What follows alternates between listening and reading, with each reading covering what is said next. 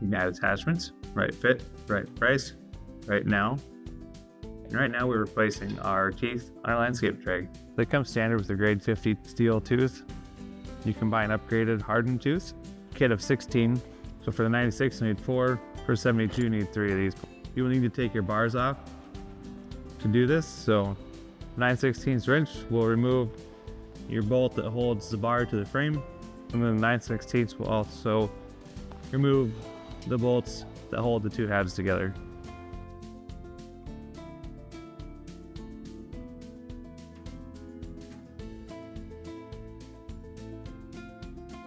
Suggest grabbing some blocks,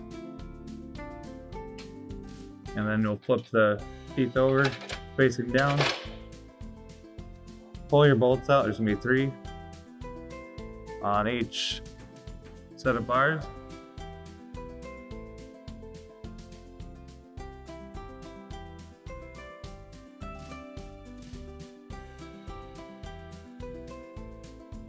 Torque your hardware to 25 to 28 foot-pounds. Repeat process for the remaining 3 bars.